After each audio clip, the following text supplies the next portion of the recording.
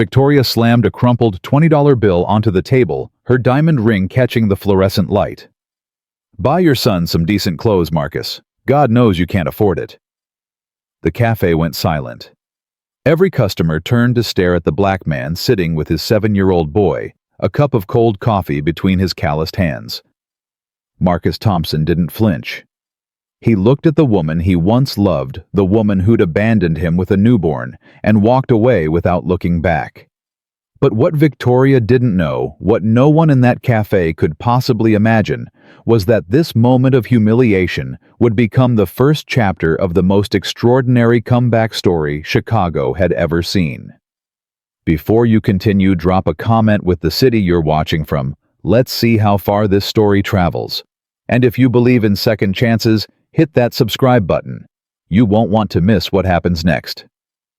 Marcus Thompson remembered the exact moment his life changed forever. Not the moment he lost his job. Not the moment his wife walked out. Not even the moment he held his newborn son alone in an empty apartment, wondering how he would survive. It was this moment, right here. In a rundown cafe on the corner of 47th and State Street, with rain hammering against the windows, and his 7-year-old son Jaden pressed against his side watching everything, the $20 bill sat on the table like a grenade. "Pick it up," Victoria said, her voice loud enough for everyone to hear. "I know you need it." Marcus kept his hands wrapped around his coffee cup. His knuckles were scarred from years of mechanical work. His fingernails had permanent grease stains that no amount of scrubbing could remove. "I don't want your money, Victoria." She laughed. It was a sharp, cruel sound that cut through the ambient noise of the cafe. "You don't want it, Marcus. Look at yourself. Look at your son." She gestured toward Jaden, who shrank back against his father's arm.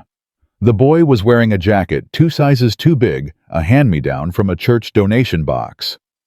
His sneakers had holes near the toes covered with duct tape that was already peeling. "This is what you chose," Victoria continued. "This is what your dreams got you. A broken-down car, a dead-end job, and a son who doesn't even have proper shoes." Marcus felt something hot rise in his chest. Not anger, he'd burned through his anger years ago. This was something else. Something deeper. Shame, maybe. Or the ghost of it. "Daddy!"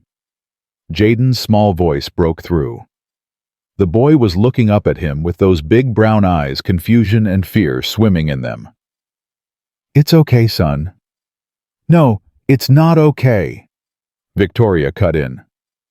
She pulled out a chair and sat down uninvited, crossing her legs with the practiced elegance of someone who'd learned to perform wealth. Her designer bag, Louis Vuitton, Marcus noticed, sat on the table like a trophy. "I came here to talk to you, Marcus. I heard you were still in the city struggling, and I thought for old time's sake I should see it for myself." "You came to gloat." "I came to understand." She leaned forward, her perfume overwhelming the smell of burnt coffee. "I left you 8 years ago. 8 years, Marcus, and you're still here, still broke, still dreaming about music that nobody wants to hear." Marcus said nothing. "Do you know where I am now?" Victoria didn't wait for an answer. "I'm the VP of Marketing at Hendricks & Associates. I have a corner office on Michigan Avenue. I drive a Mercedes. I married Richard, you remember? Richard, don't you? Richard Caldwell." Marcus remembered. Richard Caldwell had been Victoria's friend during their marriage. The friend she texted late at night. The friend she met for work lunches that lasted 3 hours. "I remember. He's a good man, a successful man. He provides for me. He gives me the life I deserve." Victoria reached out and touched the $20 bill, sliding it closer to Marcus. "This is what you could never do. This is what you could never be." Jaden tugged at his father's sleeve. "Daddy, can we go home?" "In a minute, son." "No." Victoria's voice hardened. "Let him stay. Let him see what happens when a man refuses to grow up. When a man clings to stupid dreams instead of facing reality." She turned to Jaden directly, and Marcus felt every muscle in his body tense. Your daddy was going to be a big star. Did you know that? He was going to write songs and play guitar and be famous. That's what he told me when we got married. He said he was going to give me the world. Jaden looked at his father, then back at Victoria. My daddy sings to me every night. Victoria's smile faltered for just a second. I'm sure he does, sweetheart. But singing doesn't pay the bills. Singing doesn't buy food. Singing doesn't... That's enough. Marcus's voice was quiet, but something in it made Victoria stop. He finally looked up, meeting her eyes directly. You've made your point. You won. Congratulations. Now leave us alone. Victoria studied him for a long moment. Then she stood up, smoothing her designer dress. I didn't win, Marcus. You lost. There's a difference. She picked up her bag and started to walk away, then stopped. You know what the saddest part is? I actually loved you once. I believed in you. But you were never willing to do what it takes. You were never willing to sacrifice your precious dreams for reality. I sacrificed everything for my son. Exactly. Victoria's voice dripped with contempt. You sacrificed everything for him, and look what it got you. A 7-year-old in rags and a life that's going nowhere. She walked out of the cafe without looking back.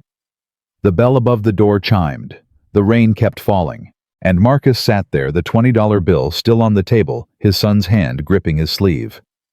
Daddy. Yeah, son. Why was that lady so mean? Marcus pulled Jaden close, wrapping his arm around the boy's thin shoulders. Some people forget who they used to be. They forget where they came from. And when they see someone who reminds them of their old self, it makes them angry. Did you used to know her? Marcus was quiet for a moment. She was your mother, Jaden. The boy's eyes went wide. That was Mommy. Yes. Jaden looked toward the door, then back at his father. I don't remember her. You were just a baby when she left. Why did she leave? Marcus had answered this question 100 times. In the middle of the night, when Jaden had nightmares. On Mother's Day, when the boy saw other kids with their moms. On the first day of school, when every other child had 2 parents dropping them off. But this time, the answer felt different. She wanted a different life, son. She wanted things I couldn't give her. Like what? Money, status, a big house, a fancy car. Jaden thought about this. But we have each other. Marcus felt his throat tighten. Yeah, buddy. We have each other. Isn't that enough? Marcus looked down at his son, this beautiful, innocent boy who still believed the world was good, who still believed love was enough, who still believed in his broken-down father. It's more than enough, Jaden. It's everything. The cafe owner, an old Greek man named Dmitri, walked over with a fresh cup of coffee. On the house, he said gruffly, setting it down. That woman. She comes in here sometimes, always looking down on everyone. Who does she think she is? She thinks she's somebody, Marcus said. Maybe she is. Dmitri shook his head. Being rich doesn't make you somebody. Being kind makes you somebody. Being a good father. He nodded toward Jaden. That makes you somebody. Thanks, Dmitri.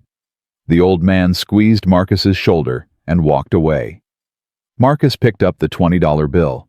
He stared at it for a long moment, then folded it and put it in his pocket. Daddy, are you going to keep her money? This isn't her money, son. It's money. And money doesn't care who gives it. We'll use it to buy groceries. Is that okay? Marcus looked at his boy. Pride is a luxury, Jaden. And right now we can't afford luxuries. They left the cafe an hour later, walking through the rain toward their apartment 6 blocks away. Marcus couldn't afford bus fare, so they walked everywhere. Jaden had learned to enjoy these walks, pointing out interesting things along the way. A dog in a window, a funny sign, a street musician playing saxophone. Today, though, the boy was quiet. What are you thinking about, son? The lady, Mommy. Marcus's heart ached. What about her? She said you wanted to be a singer. Is that true?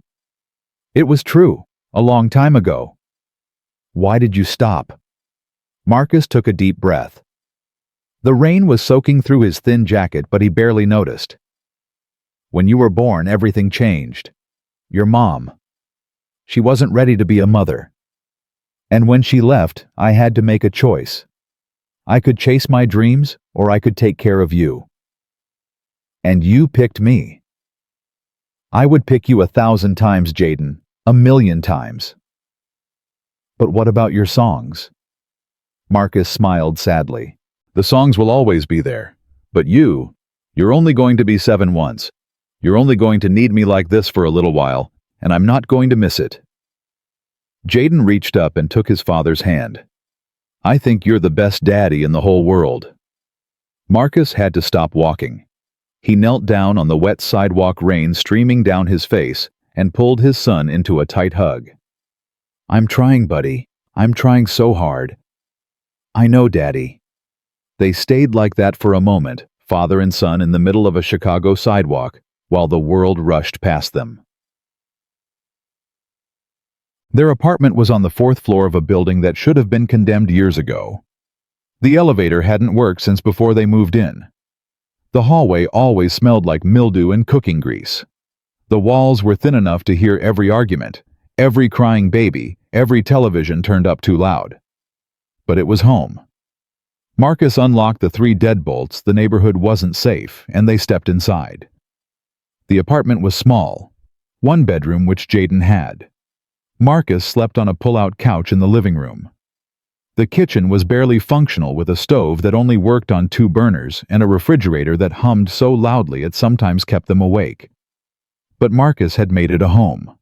Jaden's drawings covered the walls. A small bookshelf held library books they'd borrowed. A corner was dedicated to the boys' toys, mostly second-hand, but cleaned and cared for. Go change out of those wet clothes, Marcus said. I'll make dinner. What are we having? Marcus opened the refrigerator. It was almost empty. Some eggs, a little cheese, half a loaf of bread. Omelets. Again. Omelets are good for you. Protein. Brain food. Jaden didn't complain. He'd learned early not to complain about food. While his son changed, Marcus stood at the kitchen counter and let himself feel everything he'd been holding back. The humiliation, the shame, the rage. Victoria's words echoed in his head. This is what your dreams got you. She was right, wasn't she? He was 35 years old, working at an auto garage for minimum wage, living in a crumbling apartment, unable to buy his son a new pair of shoes. And for what? For dreams that had died years ago. Marcus opened a drawer and pulled out an old notebook. It was worn and water-stained, filled with handwritten lyrics and chord progressions. His life's work. Hundreds of songs he'd written over the years in the margins of every spare moment. He flipped through those pages. When the world tells you no, and you've got nowhere to go, a father's love is the strongest thing. They can take everything, but they can't take my soul. Stupid. All of it was stupid. Victoria was right. Dreams didn't pay bills. Dreams didn't put food on the table. Dreams didn't give his son the life he deserved. Marcus started to close the notebook. He was going to throw it away. Finally, let go of the fantasy that had cost him everything. But then he heard it. Jaden's voice coming from the bedroom, singing. When the world tells you no, and you've got nowhere to go, just remember that I love you, and you're never alone. It was one of Marcus's songs. One he used to sing to Jaden when the boy was a baby, back when Victoria was still there, back when things still felt possible. Marcus stood frozen, listening to his son sing the words he'd written. The boy's voice was pure, innocent, full of hope, and something inside Marcus cracked, not broke, cracked, like light coming through a boarded-up window. He didn't throw the notebook away. Instead, he put it back in the drawer and went to make dinner. That night after Jaden was asleep, Marcus sat on the pull-out couch and stared at the ceiling. The rain had stopped. The city was quiet, except for the occasional siren in the distance. He thought about Victoria, about the life she'd built without him, about the money, the status, the success. He thought about the $20 bill in his pocket, the way she'd thrown it at him like he was a beggar. He thought about Jaden, the holes in his shoes, the too big jacket, the way the boy never complained, never asked for more than they had. And he made a decision.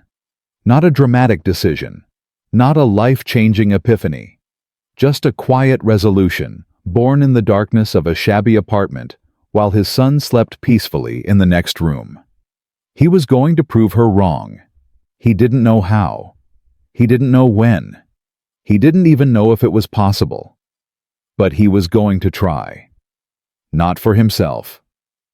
He'd given up on himself a long time ago. For Jaden. For the boy who still believed in him.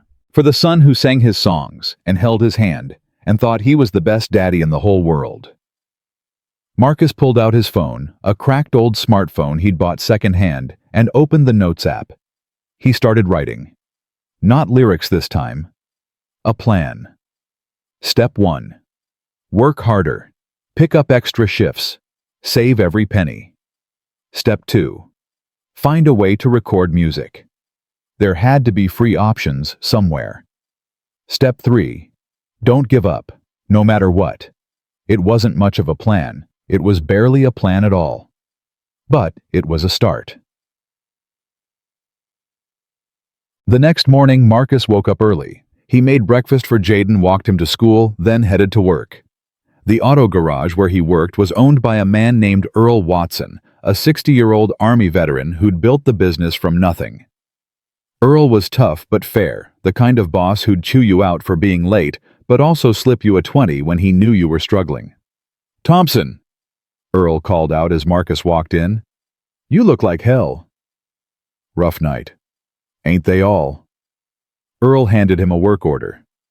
"Johnson's Cadillac needs a transmission flush, and Mrs. Chen's minivan is making that noise again." "Same noise as last month." "Same noise. Woman thinks we're magicians. Get to it." Marcus got to work. The garage was hot and loud, filled with the smell of oil and exhaust. Most people would have hated it. But Marcus found something almost peaceful about the work. It was honest. It was real. When you fixed an engine, it stayed fixed. When you solved a problem, you could see the results. Not like music, not like dreams. At lunch, Marcus sat outside on an overturned bucket and ate a sandwich he'd made at home. 2 slices of bread, a thin layer of peanut butter. Not much, but enough. His coworker, a young guy named Deshaun, sat down next to him. "Yo, Marcus, you hear about that open mic night at the Blue Note?" Marcus shook his head. "Every Thursday, they let anybody get up and perform. No cover charge for performers." "Why are you telling me this?" Deshaun shrugged.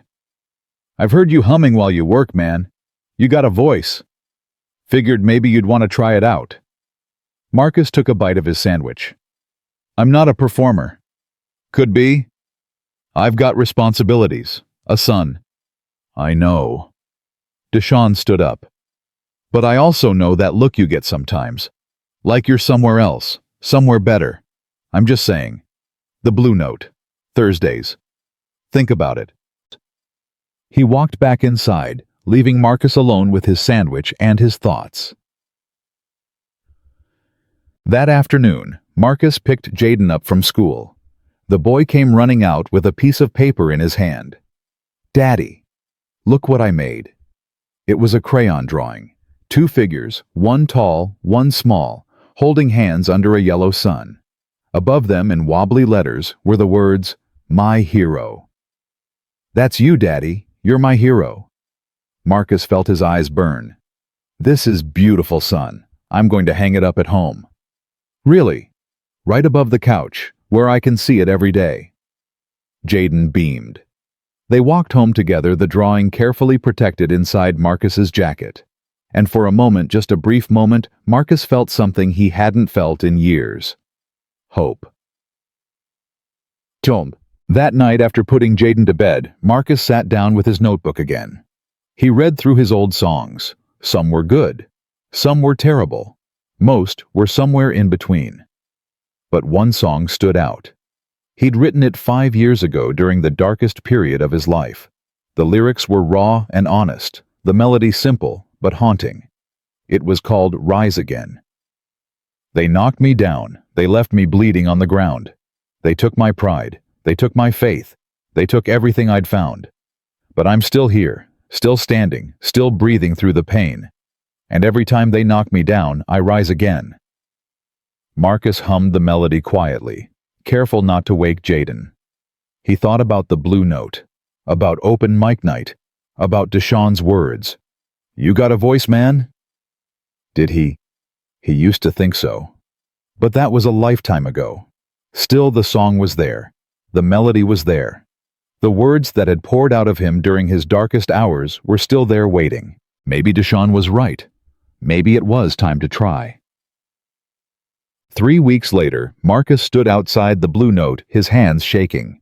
The venue was small, just a narrow room with a stage at one end and a bar at the other. Maybe 50 people could fit inside, packed tight. Tonight, there were about 30 mostly regulars, nursing beers, and waiting for the entertainment. Marcus had told Mrs. Patterson, the elderly woman who lived next door, that he had to work late. She'd agreed to watch Jaden for a few hours. He felt guilty about the lie, but he couldn't explain where he was really going. Not yet. Not until he knew if this was real. The host, a heavy-set woman named Monique, called up performer after performer. A comedian who wasn't funny. A poet who read too fast. A guitarist who played 3 wrong chords in the first verse. And then, "Next up we have a first-timer. Give it up for Marcus Thompson." The applause was polite but thin. Nobody knew him. Nobody cared. Marcus walked to the stage on legs that felt like they belonged to someone else. He picked up the acoustic guitar that the venue provided. His own guitar had been sold years ago, and adjusted the microphone. The crowd waited. Marcus looked out at them. Strangers. People who had no idea who he was or what he'd been through. People who would forget him the moment he walked off stage. But somewhere 6 blocks away, his son was sleeping. Dreaming. Believing in a father who'd never let him down. Marcus opened his mouth, and he began to sing. The first note came out shaky. Marcus gripped the guitar neck so hard his knuckles went white. He could feel the audience's indifference, 30 pairs of eyes looking but not seeing, waiting for him to finish so they could get back to their drinks and conversations. But then he thought of Jaden. The drawing. My hero. And something shifted. Marcus closed his eyes and let the song take over. His voice found its footing rough at first, then stronger, climbing through the melody, like a man pulling himself out of a pit. They knocked me down. They left me bleeding on the ground. They took my pride.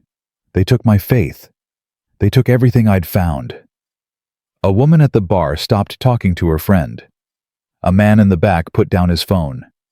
The bartender paused mid-pour. But I'm still here, still standing, still breathing through the pain, and every time they knock me down, I rise again.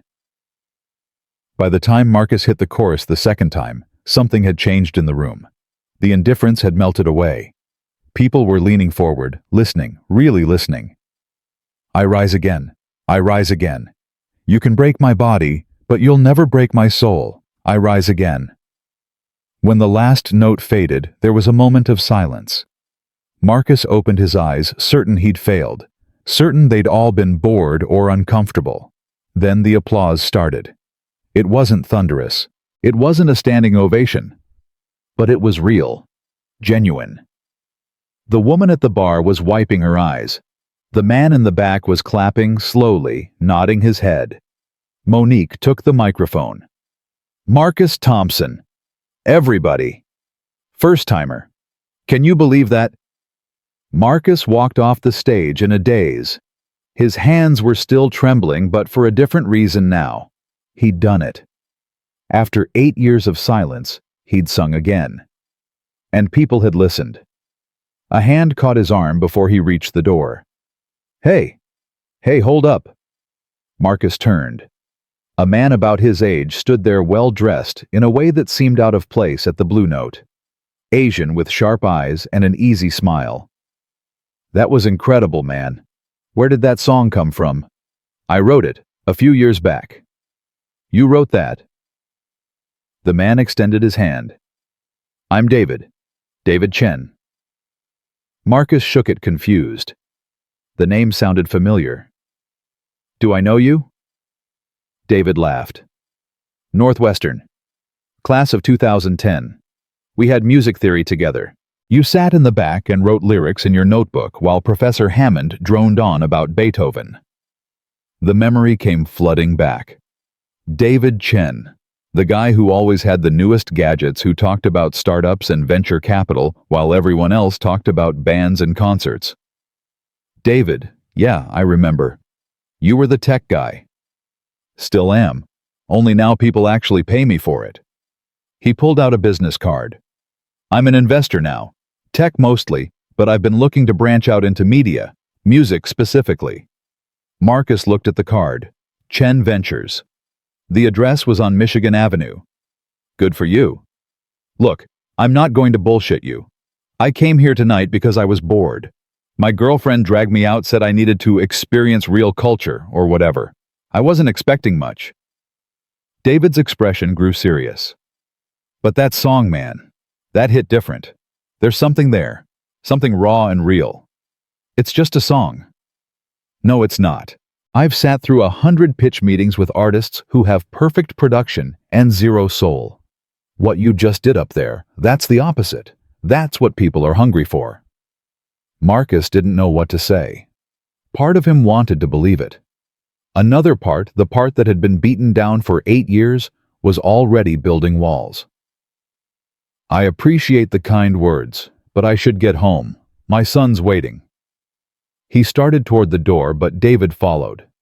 At least let me buy you a drink. 15 minutes. Hear me out. I don't drink. Coffee then. There's a diner around the corner. Come on, man. What do you have to lose? Marcus thought about Jaden sleeping at Mrs. Patterson's. Thought about the empty refrigerator at home. Thought about Victoria's words. This is what your dreams got you. What did he have to lose? 15 minutes. They walked to the diner in silence. Marcus ordered black coffee.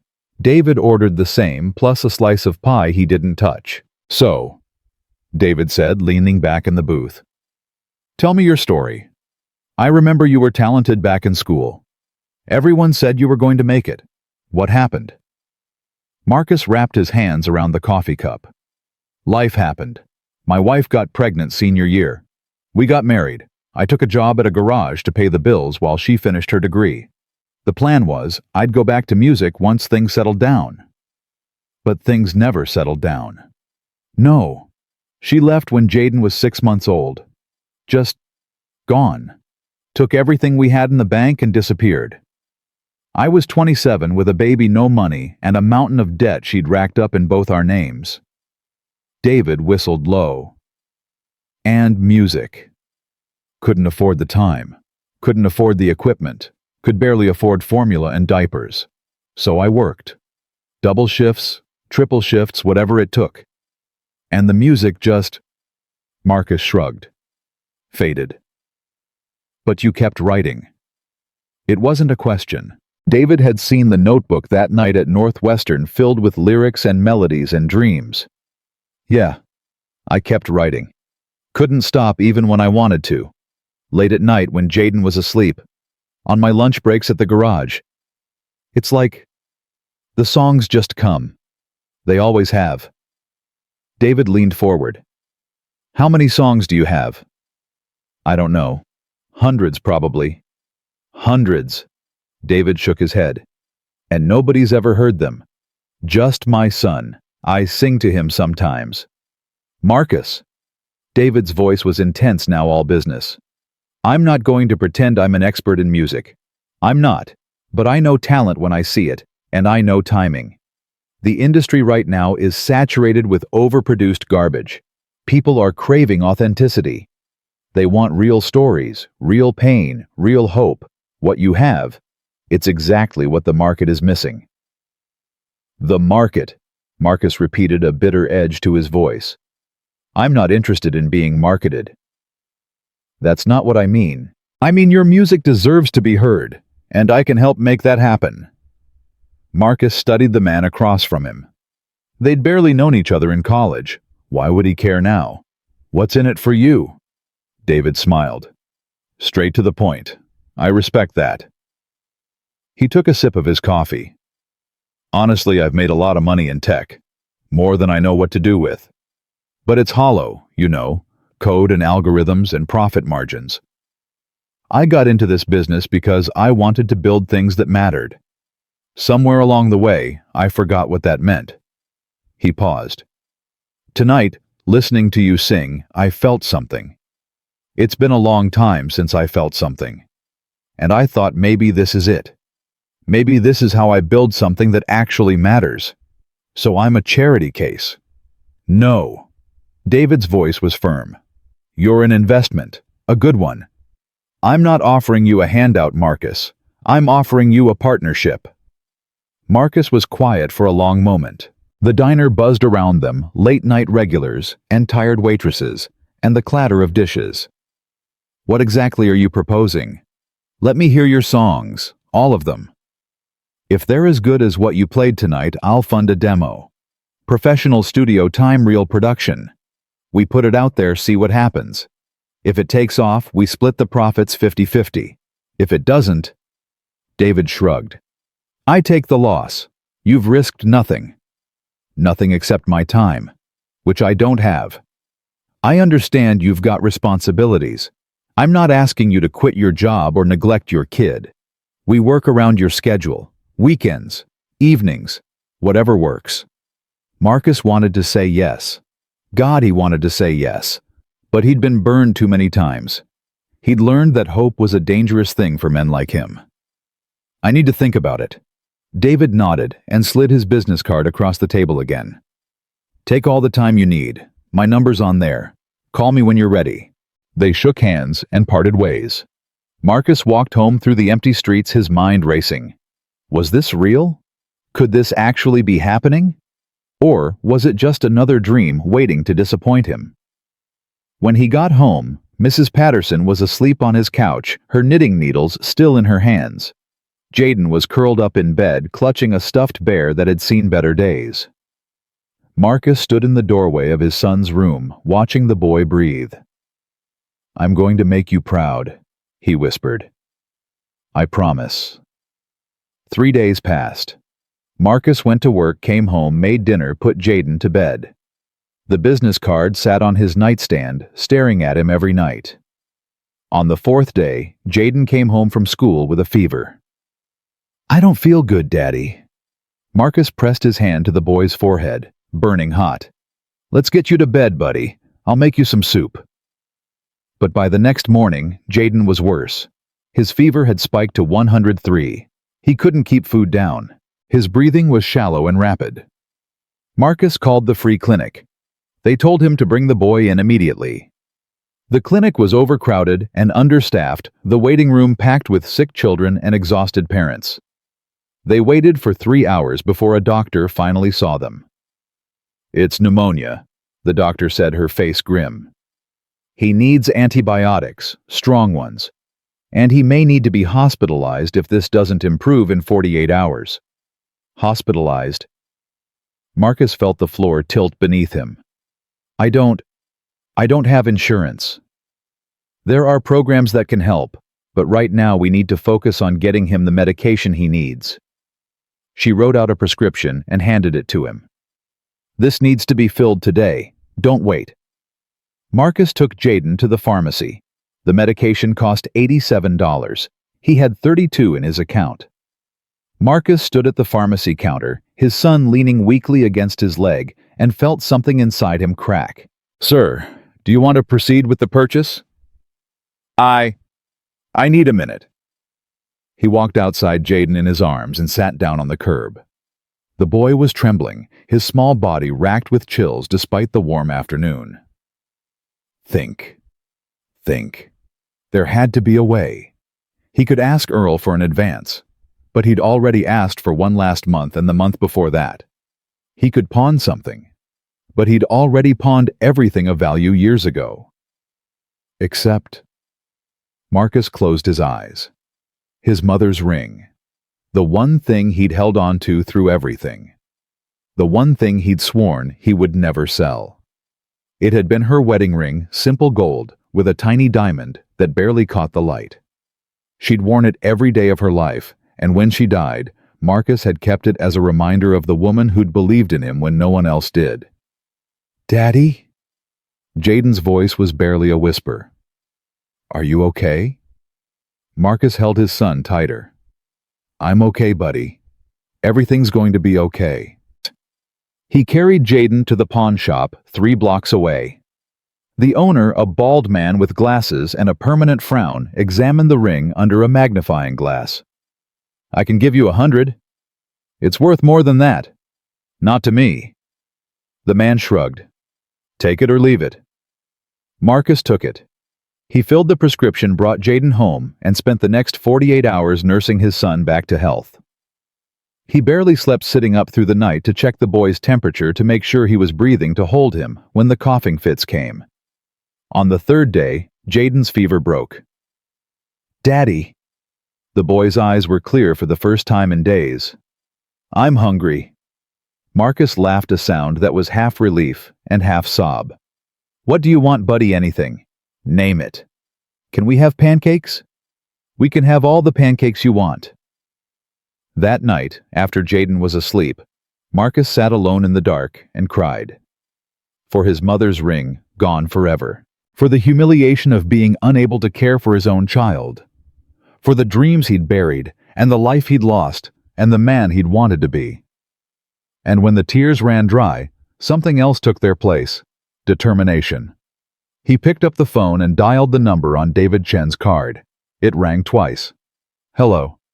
David, it's Marcus. Marcus Thompson." "Marcus, I was starting to think you'd forgotten about me.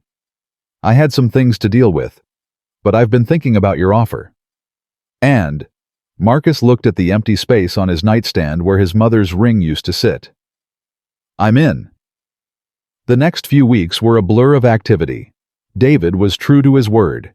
He arranged studio time at a small but professional facility on the north side, working around Marcus's schedule at the garage. The first session was awkward. Marcus hadn't been in a real recording studio in over 15 years, and the technology had changed completely. Digital interfaces, computer screens, software he didn't understand. But the producer David hired a patient older man named Ray, who'd worked with legends in his younger days, knew how to coax the best out of reluctant talent. "Forget the equipment," Ray said. "Forget the microphones and the screens. Just close your eyes and sing like you're singing to your son." Marcus closed his eyes, and he sang. They recorded 3 songs that first session. "Rise Again," a ballad called Jaden's Song that Marcus had written the night his son was born, and a blues number called Empty Pockets Full Heart that made Ray wipe his eyes when it was finished. "Son," the old producer said, shaking his head, "where have you been hiding all this time?" "Just trying to survive, I guess." "Well, survival's over. It's time to live." Word spread quickly in the industry. Ray knew people, and those people knew other people. Within a month, Marcus had been invited to perform at a charity event downtown, organized by one of the city's major foundations. It wasn't a big venue, maybe 200 people, but they were the right 200 people. Business leaders, media executives, philanthropists, the kind of crowd that could change a life with a single phone call.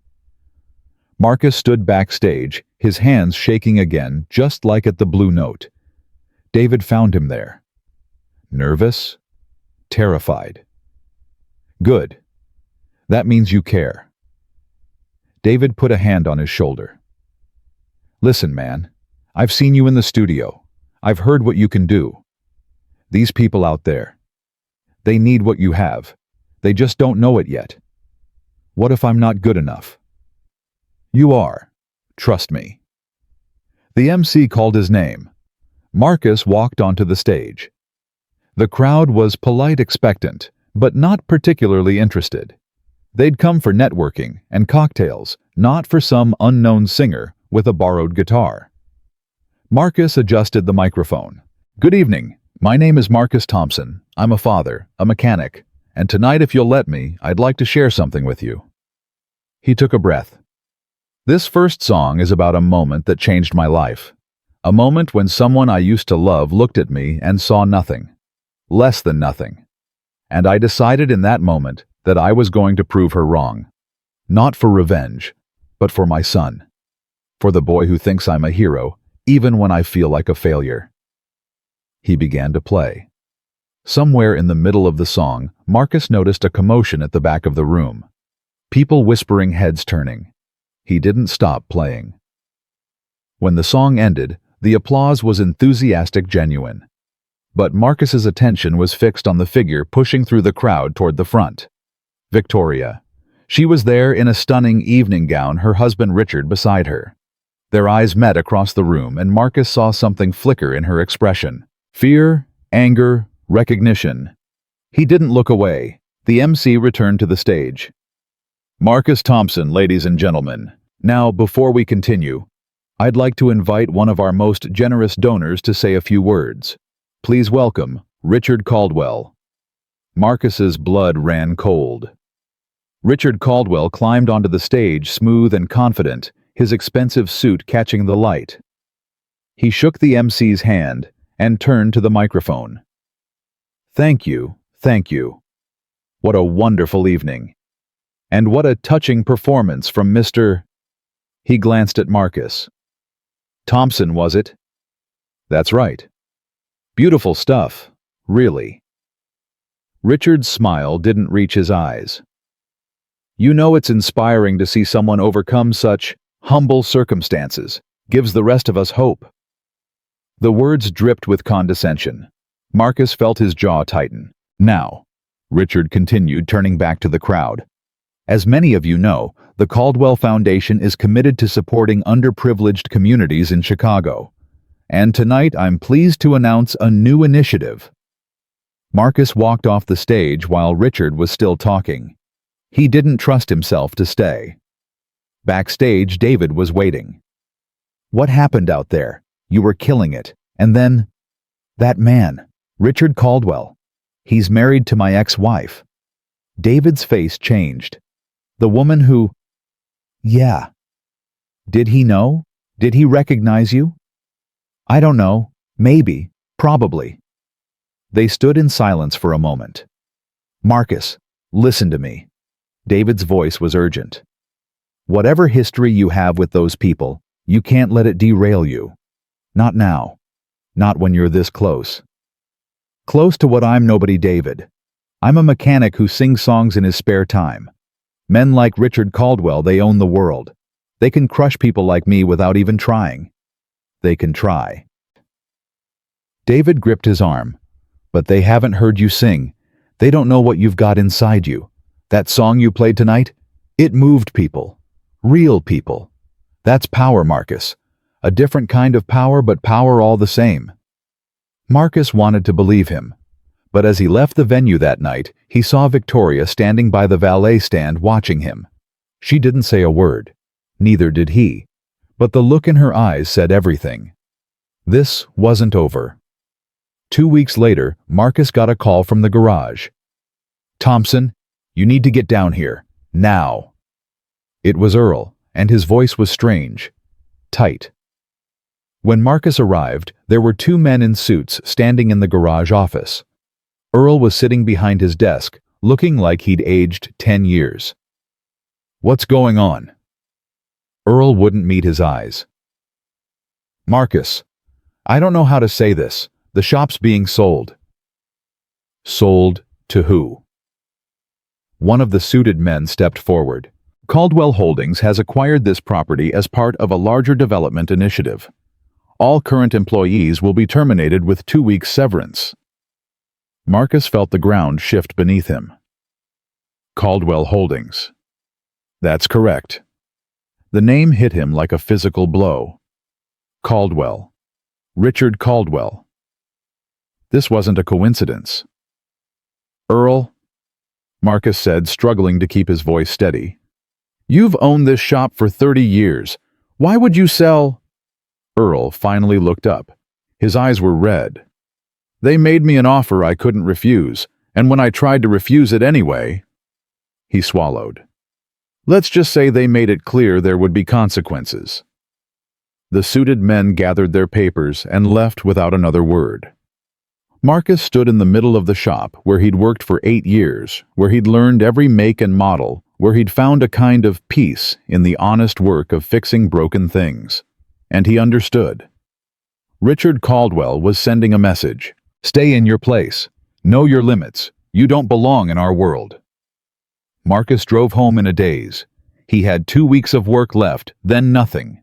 His savings were gone, spent on Jaden's medicine, and 100 other emergencies that never stopped coming. He'd been climbing out of a hole, and now someone had kicked him back down. When he walked into the apartment, Jaden was sitting at the kitchen table drawing. "Daddy, look what I made." It was another picture. This one showed a man on a stage holding a guitar with a crowd of people cheering. Above it, in careful letters, "My Daddy the Star." Marcus stared at the drawing, and something inside him hardened. Not broke, not cracked. Hardened. He picked up his phone and called David. "Marcus, what's up?" "That demo we recorded, is it ready?"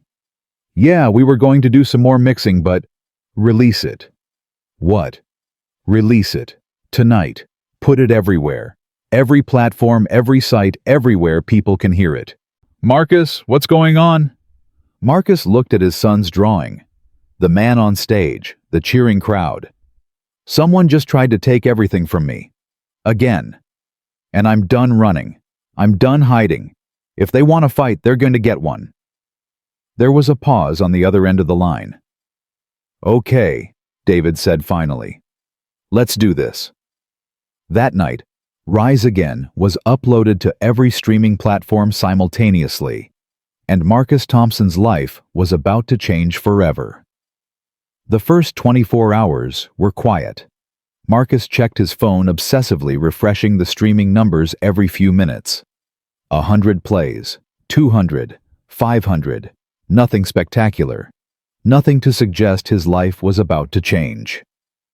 He went to work at the garage, knowing his days there were numbered. Earl barely spoke to anyone moving through the shop like a ghost.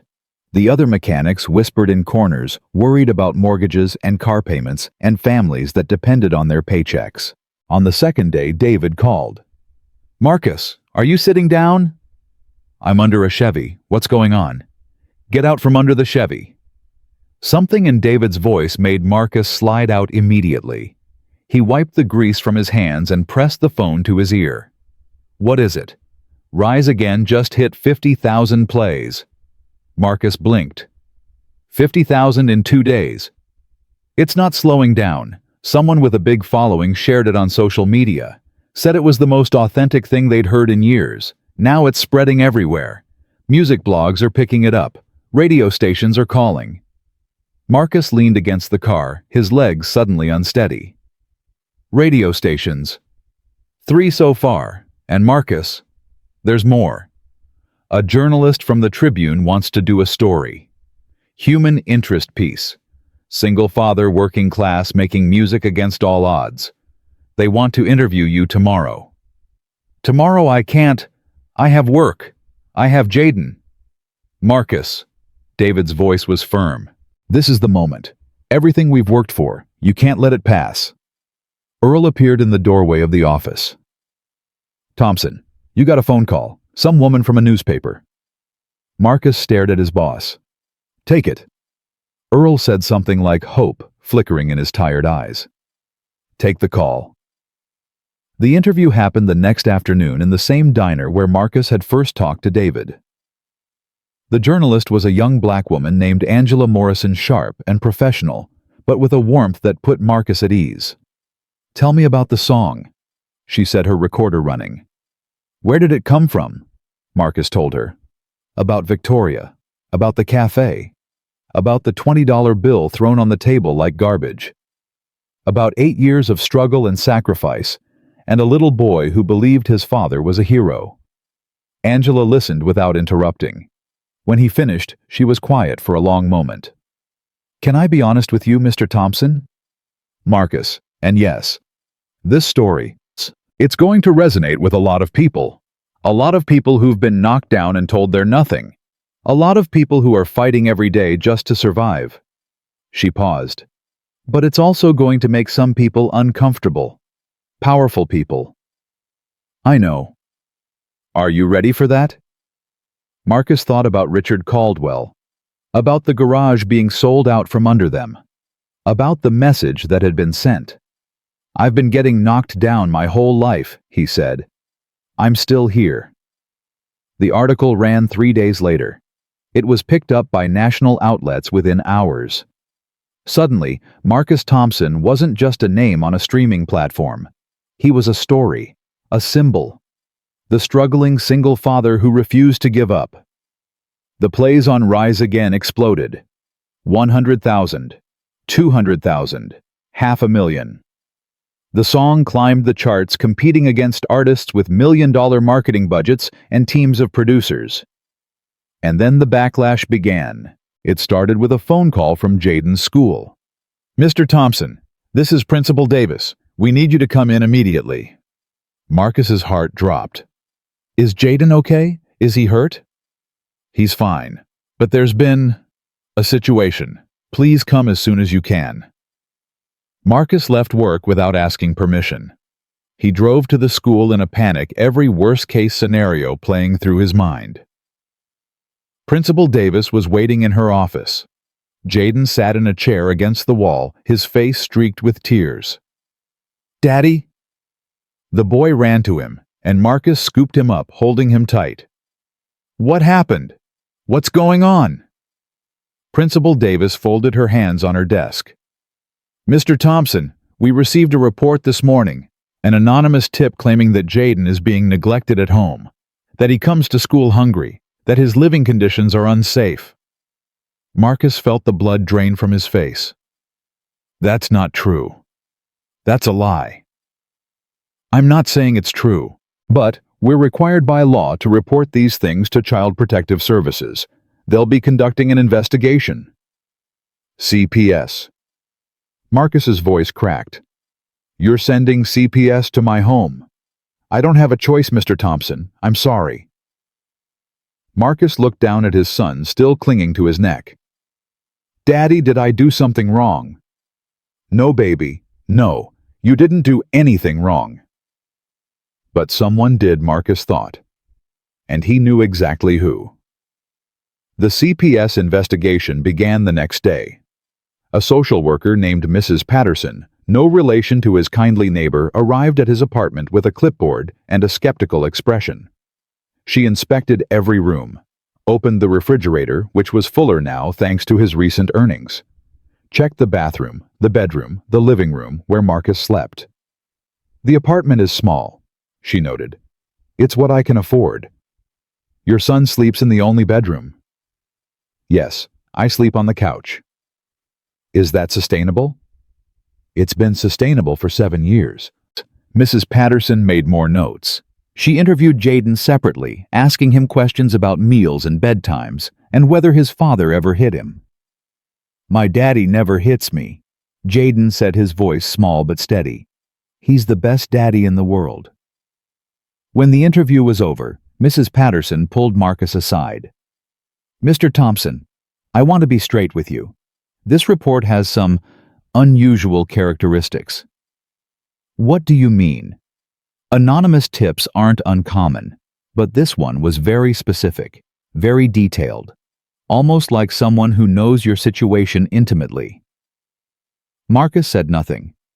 If someone is targeting you, she continued, that would be relevant to our investigation. Is there anyone who might want to cause trouble for you? Marcus thought about Richard Caldwell, about the garage, about the fear in Earl's eyes when he talked about consequences. There might be. Would you like to tell me about it? Marcus hesitated. If he accused Richard Caldwell without proof, it could backfire spectacularly. The man had money-power connections. He could bury Marcus with lawyers before the first hearing. Not yet, but if I find evidence, I'll bring it to you. Mrs. Patterson nodded. The investigation will take several weeks. In the meantime, I'm not seeing anything that warrants removing Jaden from your care, but I have to warn you if any new evidence emerges that could change. After she left, Marcus sat on the couch and pulled Jaden into his lap. Daddy, what's happening? Some people are trying to hurt us, buddy. Why? Because sometimes when you start to rise up, people who are used to looking down on you get scared. They try to push you back down. Jaden was quiet for a moment. Are we going to be okay? Marcus held his son tighter. We're going to be okay, I promise. But the attacks didn't stop. 2 days later, a gossip website published a story claiming Marcus had a criminal record. It was a complete fabrication. Marcus had never been arrested in his life, but the damage was done. Radio stations that had been playing his song suddenly went silent. The journalist who'd written the Tribune piece called to warn him that her editors were nervous. Someone's putting pressure on us, Marcus. I don't know who, but they're well connected. David worked frantically to contain the damage, issuing statements and threatening legal action against the websites spreading lies. But for every fire they put out, 2 more sprang up. Then came the letter. It arrived at Marcus's apartment on a Tuesday afternoon, hand-delivered by a courier in a suit. Official letterhead.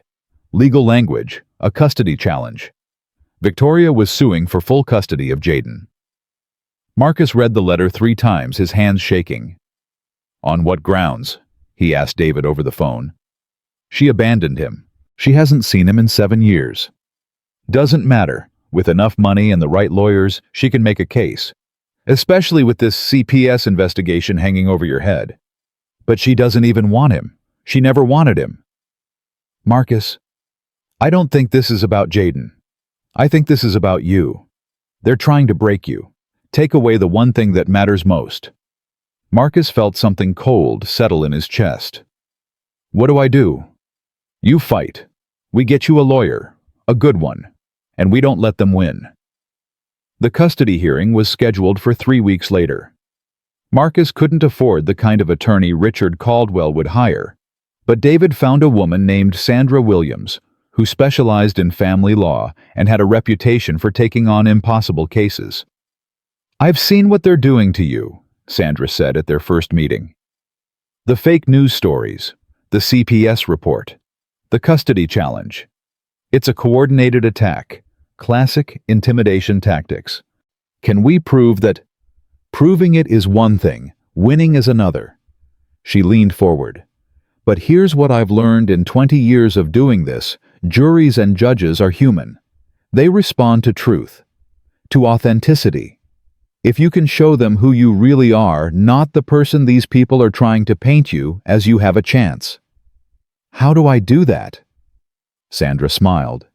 You tell your story, the same way you've been telling it all along, through your music. The night before the hearing, Marcus couldn't sleep. He sat on the couch, his notebook open, writing lyrics that poured out of him like blood from a wound. They want to take my son, my heart, my only light. They want to break me down and prove that they were right. But they don't know, they'll never know the love that keeps me strong. A father's love, a father's fight. They've had it wrong all along. Jaden appeared in the doorway, rubbing his eyes. Daddy? Why are you awake? Just working on something, buddy. Go back to sleep. Can I stay with you? Marcus opened his arms, and Jaden climbed onto the couch, curling against his father's side. Daddy. Yeah. Whatever happens tomorrow, I want to stay with you. Marcus kissed the top of his son's head. You're staying with me, Jaden, no matter what. I promise. The courthouse was crowded. News had spread about the hearing, the viral singer fighting for custody of his son against his wealthy ex-wife. Reporters gathered outside, cameras, flashing microphones thrust forward. Marcus walked past them without speaking, Jaden's hand tight in his. Inside, Victoria sat at the plaintiff's table with Richard beside her and a team of 3 lawyers arranged like soldiers. She was dressed conservatively, her expression carefully composed into something resembling maternal concern.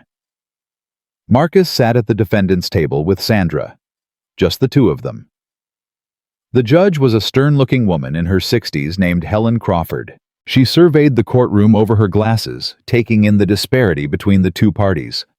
"This is a custody hearing," she said, "not a media circus. I expect everyone to conduct themselves accordingly." Victoria's lead attorney, a silver-haired man named Patterson, stood first. "Your Honor, my client, Victoria Caldwell, is seeking full custody of her biological son, Jaden Thompson. While she regrets the circumstances that led to their separation 7 years ago, she has come to believe that Mr. Thompson is no longer capable of providing a stable, safe environment for the child." "On what basis?" Judge Crawford asked. "We have evidence of financial instability, unsuitable living conditions, and an ongoing CPS investigation into potential neglect." "The CPS investigation is still pending?" "Yes, Your Honor. But the mere existence of such an investigation raises serious questions about Mr. Thompson's fitness as a parent." Sandra stood. "Your Honor, if I may, the CPS investigation was triggered by an anonymous tip that has been largely discredited. My client has cooperated fully, and the social worker assigned to the case has found no evidence of neglect or abuse." "Is the social worker prepared to testify?" "She is, Your Honor." Mrs. Patterson took the stand and confirmed everything Sandra had said. Jaden was well-fed, well-clothed, and clearly loved. The apartment was small but clean and safe. There was no evidence whatsoever of neglect. Under cross-examination, Patterson pressed her. "Isn't it true that Mr. Thompson works long hours, leaving his son in the care of neighbors and strangers?" "He works to provide for his son, and the neighbors who help care for Jaden are trusted members of their community. But wouldn't Jaden benefit from a more stable environment, a larger home? 2 parents instead of 1. Mrs. Patterson fixed Patterson with a steady gaze. "In my experience, Mr. Patterson, the size of a home has very little to do with the size of the love inside it." The courtroom stirred. Judge Crawford called for order. Victoria took the stand next. Her testimony was polished, rehearsed, hitting all the right notes. She spoke of her deep regret at leaving Jaden, her journey of personal growth, her desire to be part of her son's life. "I was young and scared," she said, dabbing at her eyes with a tissue. "I made mistakes. But I've changed. I want to give my son the life he deserves." Sandra's cross-examination was surgical. "Mrs. Caldwell, you say you left because you were young and scared. You were 26 years old. Is that correct?" "Yes." "And in the 7 years since you left, how many times have you attempted to contact your son?" Victoria hesitated. It was complicated." "How many times, Mrs. Caldwell?" I can't recall specifically." "Let me help you. The answer is 0. You never called, never wrote, never sent a birthday card. Is that accurate?"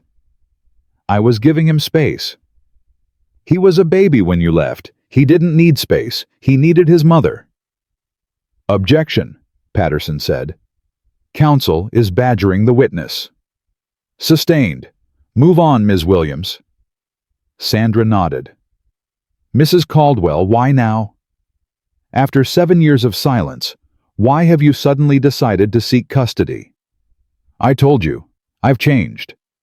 "Has your change of heart have anything to do with your husband's business dealings with Mr. Thompson's former employer?" Victoria's composure cracked just slightly. "I don't know what you're talking about." "Your husband, Richard Caldwell, recently acquired the auto garage where Mr. Thompson worked, resulting in Mr. Thompson's termination. Were you aware of that? Richard's business dealings are his own. So you're saying it's a coincidence that you filed for custody 2 weeks after your husband destroyed Mr. Thompson's livelihood? Objection, speculation. Withdrawn." Sandra turned to the judge. "Your Honor, I have no further questions for this witness." The courtroom hummed with whispered conversations. Judge Crawford banged her gavel. "We'll take a 15-minute recess." During the break, David found Marcus in the hallway. "It's going well. Sandra's killing it." "It doesn't feel like it's going well. Trust the process. We're not done yet." When the hearing resumed, Sandra called her final witness. The defense calls Marcus Thompson. Marcus walked to the stand, his heart pounding. He'd never testified in court before, never spoken under oath. The weight of the moment pressed down on him like a physical force. Sandra guided him through his story. The early years with Victoria, Jaden's birth, the abandonment, the struggle to survive, the music that had kept him sane. And then she asked the question that changed everything. Mr. Thompson, we've heard a lot of testimony today about financial stability and living conditions, but I want to ask you something simpler. What does your son mean to you? Marcus looked across the courtroom at Jaden, sitting in the gallery with Mrs. Patterson, the neighbor, not the social worker, her arm around his shoulders. Everything, he said, his voice breaking. He means everything. When his mother left, I didn't know how to survive. I didn't know how to be a father. I didn't know how to be anything. But that little boy, he taught me. He taught me that love isn't about what you have. It's about what you give. Every day I get up and I fight. Not for me, for him. Because he believes in me. And I will never ever let him down. The courtroom was silent. Judge Crawford leaned forward. Mr. Thompson, I understand you're a musician, that you write songs. Yes, Your Honor. I'd like to hear one. Patterson shot to his feet. Your Honor, this is highly irregular. Sit down, Mr. Patterson. This is my courtroom. She looked at Marcus. Do you have something you can perform? Marcus glanced at Sandra, who nodded. I wrote something last night, Your Honor, about my son, about this moment. Let's hear it. Someone produced a guitar. Marcus didn't even know who. He sat on the witness stand, the instrument feeling like an old friend in his hands, and began to play. They want to take my son, my heart, my only light. They want to break me down and prove that they were right. But they don't know they'll never know the love that keeps me strong. A father's love, a father's fight, they've had it wrong all along. His voice filled the courtroom, raw and unpolished, and absolutely real. He sang about the sleepless nights, the empty refrigerator, the too big jacket and the duct-taped shoes. He sang about the drawing that said "My hero" and the boy who believed in him when no one else did. When he finished, there were tears in the courtroom. Even Judge Crawford was blinking rapidly. She cleared her throat. I've heard enough. I'm prepared to rule. The room held its breath. This court finds no evidence that Marcus Thompson is an unfit parent. The custody petition is denied. Full custody remains with the father. She turned to Victoria. Mrs. Caldwell, I don't know what motivated this petition, but I suggest you reflect carefully on your actions. Abandoning a child is a serious matter.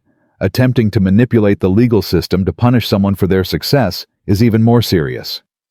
She banged her gavel. Court is adjourned. Marcus sat frozen for a moment, unable to process what had just happened. Then Jaden broke free from Mrs. Patterson and ran toward him, crashing into his arms. Daddy! Daddy! We won! We won, buddy! We won! Marcus held his son and let the tears come. Outside the courthouse, the media frenzy was even more intense than before. But this time, Marcus stopped to speak. I just want to say one thing, he said, cameras flashing, microphones thrust toward him. This wasn't about winning or losing. This was about a father's right to love his son. And if my story can give hope to anyone else out there fighting the same fight, then everything I've been through was worth it. The clip went viral within hours. By the end of the day, Rise Again had hit #1 on every major streaming platform. And Marcus Thompson's life would never be the same. The weeks following the custody victory were a whirlwind that Marcus could barely comprehend. Record labels that had ignored him for 15 years suddenly flooded David's inbox with offers. Interview requests poured in from morning shows, podcasts, magazines. His song, Rise Again, wasn't just a hit, it had become an anthem for everyone who had ever been told they weren't good enough. But Marcus didn't rush into anything. He'd waited too long, sacrificed too much to make hasty decisions now. "You've got 3 major labels offering 7-figure deals," David said, spreading contracts across his kitchen table. "Sony, Universal, and Atlantic. Any one of these would set you up for life." Marcus picked up the Sony contract, flipping through pages of legal language he didn't understand. "What's the catch?" "The catch is always the same. They own your music. They control your image. They tell you what to record, when to tour, how to dress. You become a product." "That's not what I want." "I know." David pulled out a 4th document thinner than the others. "That's why I've been working on an alternative." Marcus read the header. Chen Thompson Music Productions. "A partnership," David explained. 50-50 ownership. We build our own label. Sign artists we believe in. Keep creative control of everything." "Can we afford that?" "Not yet. But with the streaming revenue coming in, plus some strategic investments, we could in about a year. Maybe less if you keep putting out hits." Marcus set down the document. "Why are you doing this, David? You could make a lot more money taking a percentage of a major label deal." David was quiet for a moment. "Remember what I told you that first night, about wanting to build something that matters?" He shrugged. "This is it. This is what matters. Not the money. The music. The artists. The stories that need to be told." Marcus extended his hand. "Partners." David shook it. "Partners." The first year was brutal. Marcus recorded his debut album in between school pickups and homework sessions, often staying up until 3 in the morning to finish tracks. Jaden, now 8, became a fixture in the studio, doing his homework on the couch while his father laid down vocals in the booth. "Daddy, can I hear the new song?" "It's not finished yet, buddy." "I don't care. I want to hear it anyway." Marcus would play the rough cuts, and Jaden would give his honest opinion, sometimes painfully honest. "That part's boring, Daddy." "Which part?" "The middle. It goes too long. I started thinking about video games." More often than not, Jaden was right. The boy had an instinct for music that couldn't be taught. The album dropped 6 months later. It was called Father's Fight, and every song told a piece of Marcus's story, the struggle, the heartbreak, the love that kept him going. Critics called it raw and unflinching. Fans called it the most honest album of the decade. It debuted at number 3 on the Billboard 200. The tour that followed was modest by industry standards. 20 cities, small venues, nothing extravagant. Marcus insisted on bringing Jaden with him, hiring a tutor to keep up with his schoolwork on the road. "You sure about this?" David asked. "Most artists leave their kids at home." "I'm not most artists. I didn't fight this hard to be away from my son." The tour sold out in hours. At every show, Marcus told his story before performing Rise Again. And at every show, he watched grown men cry.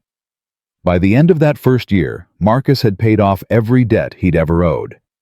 He bought a modest house in a safe neighborhood, nothing flashy, just 3 bedrooms, a backyard, and a garage where he could tinker with cars on weekends. Old habits died hard. "Daddy, why didn't we get a bigger house?" Jaden asked, walking through the empty rooms for the first time. "You could afford it now." "Because we don't need a bigger house, buddy. We need a home. And home isn't about how many rooms you have. It's about who's in them."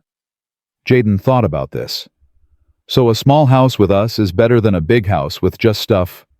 "Exactly." The boy nodded seriously. "That makes sense?" The second year brought bigger opportunities. A Grammy nomination for Best New Artist, a collaboration with one of the biggest names in R&B, an invitation to perform at the BET Awards. But it also brought challenges. As Marcus's profile rose, so did the scrutiny. Tabloids dug into his past looking for scandals. Paparazzi followed him to Jaden's school. Online trolls questioned whether a former auto mechanic deserved his success. Marcus handled it all with quiet dignity. He never responded to the attacks, never engaged with the negativity. He just kept making music. "How do you do it?" a reporter asked during an interview. How do you stay so grounded? Because I remember where I came from. I remember the days when I couldn't afford shoes for my son. I remember being humiliated by people who thought they were better than me. Marcus paused.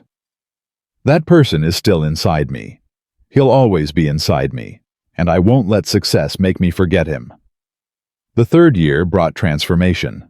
Chen Thompson Music Productions officially launched with 3 signed artists, all undiscovered talents from working-class backgrounds, all with stories that deserve to be heard. Marcus threw himself into mentoring them, sharing everything he'd learned about the industry and about life. You're spending more time on them than on your own music, David observed. My music can wait. They can't. They're at the beginning, just like I was. They need someone to believe in them. Someone believed in you. Marcus smiled. Yeah, and look what happened. The company grew faster than anyone expected. By the end of the third year, they had 7 artists, 2 platinum albums, and a reputation as the most artist-friendly label in the industry. Forbes ran a profile calling Marcus the CEO who puts people over profits. CEO. The word still felt strange on his tongue. Daddy, what's a CEO? Jaden asked one morning over breakfast. He was 10 now, lanky and curious with his father's eyes and his grandmother's smile. It means I'm in charge of a company. Like a boss? Sort of. But I try to be a different kind of boss, the kind that helps people instead of just telling them what to do. Is that why all those singers come to our house for dinner? Marcus laughed. The family dinners had become a tradition. Once a month, all the artists on the label came to Marcus's house for a home-cooked meal and conversation. No business talk allowed. Yeah, buddy, that's why. Jaden stirred his cereal thoughtfully. I think you're a good boss, Daddy. Thanks, buddy. Better than the bosses in movies. They're always mean. Well, I had some mean bosses in my life. I learned what not to do. That afternoon, Marcus had a rare day off. No meetings, no studio sessions, no interviews, just time to spend with his son. What do you want to do today, Jaden? Can we go to the cafe? The one with the good hot chocolate? Marcus's heart skipped. The cafe. He hadn't been back there in 3 years. Not since that day. Why that cafe? Jaden shrugged. I don't know. I just remember we used to go there when I was little. Before everything changed. I liked it there. Marcus studied his son's face. The boy didn't fully understand the significance of that place. He'd been too young to remember most of it. But somewhere in his memory, there was a warmth associated with that small corner cafe, a sense of safety and togetherness that had nothing to do with money or success. Okay, Marcus said. Let's go. The cafe looked exactly the same. The same faded awning, the same bell above the door, the same Dimitri behind the counter, a little grayer now, a little slower, but still there. Marcus Thompson. The old Greek man's face split into a wide grin. I don't believe it. The famous singer back in my cafe. Come on, Dimitri. I'm not that famous. Not famous. My granddaughter plays your songs all day. She drives me crazy with them. He laughed and clapped Marcus on the shoulder. Sit, sit. I'll bring you the usual. You remember my usual. Black coffee and a hot chocolate for the boy. How could I forget you came here every week for years? They sat at the same table by the window. The same table where Victoria had thrown that $20 bill. The same table where Marcus had made the decision that changed his life. Jaden looked around, his hot chocolate warming his hands. This place hasn't changed at all. Some things don't, buddy. Some things stay the same no matter what. They sat in comfortable silence, watching the world go by outside the foggy window. Marcus thought about everything that had happened since the last time he'd been here. The music, the success, the fights and the victories. It all started in this spot on a rainy afternoon when he had nothing but his pride and his son. The bell above the door chimed. Marcus looked up out of habit, the way he always did when someone entered a room. Old instincts from the days when he'd had to watch his back, when he'd had to be aware of every potential threat. and his heart stopped. Victoria stood in the doorway, but not the Victoria he remembered. Not the confident, glamorous woman who had thrown money at him like he was a beggar. This Victoria was thinner, her face gaunt, her eyes hollow. Her coat, once designer, was visibly worn. Her hands clutched a purse that had seen better days. She looked broken. Their eyes met across the cafe, and Marcus watched the recognition dawn on her face. The shock, the disbelief, and something else, shame. She started to turn to leave, to flee from this unexpected confrontation. "Victoria." His voice stopped her. She stood frozen, her back half turned, her shoulders trembling. "Victoria, wait." She turned slowly, tears already streaming down her face. "Marcus, I didn't know you'd be here. This was the only place I could afford coffee and—" Her voice broke. Jaden looked between his father and the woman, confusion on his face. "Daddy, is that—" "Yeah, buddy. That's your mother." The boy's expression shifted through a dozen emotions: curiosity, anger, hurt, uncertainty. He'd asked about his mother over the years, and Marcus had always been honest, but careful, never poisoning his son against her, but never pretending either. Victoria wiped her eyes, her hands shaking. "He's so big, so grown up. I can't believe—" "What happened to you, Victoria?" The question came out gentler than Marcus had expected. He'd imagined this moment 1,000 times, the day he'd face her again, successful and vindicated, while she suffered the consequences of her choices. In his imagination, he'd always felt satisfaction, triumph, revenge. But standing here seeing her like this, he felt none of those things. He felt sad. Victoria laughed bitterly. "What happened, Richard, happened. After the custody hearing, after we lost, he was furious. He blamed me for everything, said I should have handled it better, said I embarrassed him. So he left you." "Not at first. First he punished me, cut off my credit cards, made me beg for every dollar. Then 6 months ago he filed for divorce. His lawyers they were brutal, Marcus. They took everything. The house, the cars, the accounts. They found ways to prove that I had no claim to any of it. I was just his wife. I had nothing in my name." She sat down heavily in the nearest chair, not at their table, but close. "I tried to find work, but do you know what happens when you've been out of the workforce for 8 years? When your only skill is being a rich man's wife? Nobody wants you. Nobody cares. What about your family? My family disowned me when I married Richard, said I was abandoning my roots. They were right." Marcus watched her cry, this woman who had once looked at him with such contempt, who had thrown money at him and called him a failure, who had tried to take his son away. She was right there, vulnerable and defeated, and he had all the power now. "Daddy!" Jaden's small voice cut through the tension. "Yeah, buddy. What are we going to do?" Marcus looked at his son, this beautiful, compassionate boy, who had every right to hate the woman who abandoned him, who had every right to want her to suffer. "What do you think we should do, Jaden?" The boy was quiet for a long moment. Then he picked up his hot chocolate and walked over to Victoria's table. He set the cup down in front of her. "You look cold. You can have mine. Dimitri will make me another one." Victoria stared at the boy, her son, the child she'd left behind, offering her his hot chocolate. Her face crumpled and she sobbed harder. I don't deserve—" "It's okay," Jaden said. "My daddy says everyone deserves kindness, even when they make mistakes." Marcus felt his throat tighten. This was his son. This was what he had raised, not with money or privilege or status, with love, with values, with example. He stood up and pulled out the chair across from Victoria. "Sit down. Let me buy you something to eat." "Marcus, no, I can't. After everything I did—" "I know what you did. I remember every word, every moment. I remember the $20 bill you threw at me at this exact table. I remember the things you said about my son, our son." Victoria flinched.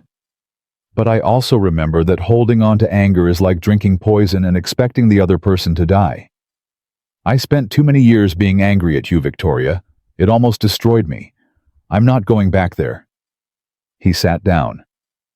So here's what's going to happen. You're going to eat something. You're going to tell me what you need. And I'm going to help you. Not because you deserve it, but because I refuse to let what you did to me turn me into someone who can't help a person in need. Victoria looked at him like he was speaking a foreign language. Why I ruined your life. I tried to take Jaden away from you. Why would you help me? Marcus glanced at his son, who had returned to their original table and was watching quietly. Because my son is watching, and I want him to know that success isn't about money or power or revenge. It's about becoming the kind of person who can look at their worst enemy and still choose compassion. He paused. And because I'm not doing this for you, I'm doing it for me. To prove that everything you thought about me, everything you said about me was wrong. I'm not the broken man you left behind. I'm not the failure you mocked. I'm someone better, someone stronger. Victoria was silent for a long time. Dmitri came over with food, setting it down without a word, his eyes full of understanding. Finally she spoke. I don't know what to say. You don't have to say anything. Just eat. She ate. Slowly at first, then with the desperate hunger of someone who hadn't had a real meal in days. Marcus watched, feeling not triumph, but a strange kind of peace.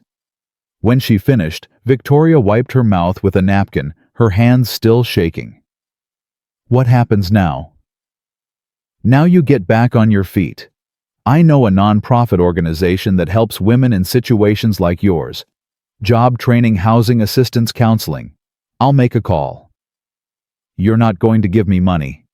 No, money wouldn't help you. It would just delay the inevitable. You need to rebuild your life from the ground up the same way I did. It's the only way that lasts. Victoria looked at him.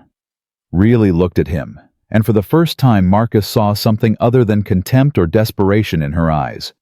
Respect. You've changed, she said quietly.